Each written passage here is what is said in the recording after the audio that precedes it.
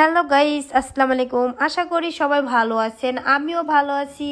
আজকে আমি আপনাদের একটি আমের আচার বানানোর রেসিপি দেখাবো। তো এখানে আমি গাছ থেকে আম পেড়ে নিলাম। তো আমটা এভাবে আমি পরিষ্কার করে ছুলে নিয়েছি। ছোলার পরে এভাবে চিকন চিকন করে ফালটি করে নিয়েছি। তো ফালটিগুলো আঙ্গুলের সাইজ ফালটি করে নেবেন।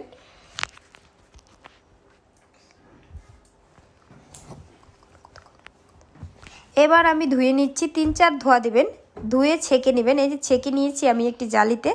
তো ছাঁকা হয়ে গেছে। তো এখানে গরম মশলা, এলাচ দিয়ে দিলাম, আর দিয়ে দেব চিনি দিয়ে ভালো করে মেখে রেখে দেব। তো চিনি দিয়ে দিলাম। তো ভালো করে মাখবেন, এপাশ ওপাশ করে মাখবেন।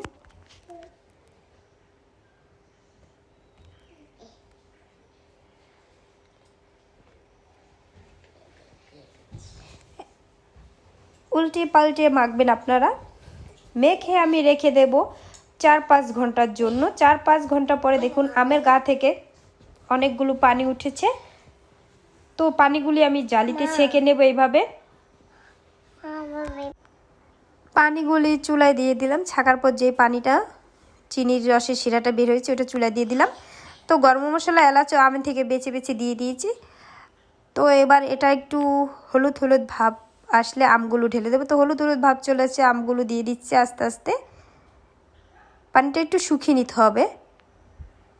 তো এই তো আমগুলো আমার সব দেওয়া হয়ে গেছে। এবার এপাশ ওপাশ করে নাড়বেন, আস্তে নাড়বেন, আস্তে নাড়বেন।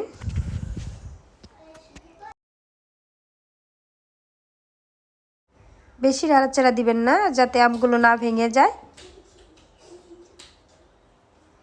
এই তো আমের গা থেকে পানিটা অনেকটা শুকিয়ে গেছে। তো এভাবে আমি এই থালিতে রোদে দিয়ে দিয়েছি। আপনারা বড় একটা থালিতে রোদে দিবেন, ছড়িয়ে ছিটিয়ে। একটু রসালো থাকলে সমস্যা নেই, শুকিয়ে যাবে রোদে।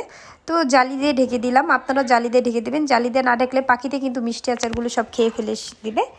তো আমার আচারগুলো অর্ধেক শুকানো হয়েছে। আমি আরও 2-3 দিন শুকাবো, আপনারাও 2-3 দিন শুকাবেন। দেখুন একদিনেই কালারটা কত সুন্দর, খেতে কিন্তু অনেক ভালো, মজাও লাগে অনেক। মোরব্বার চাইতেও কিন্তু অনেক বেশি টেস্ট হয়েছে, না খেলে বুঝতে পারবেন না। সবাই বাসায় এই রেসিপিটি বানাবেন। Tata, bye bye. লাইক দিবেন, কমেন্ট করবেন, পাশে থাকবেন।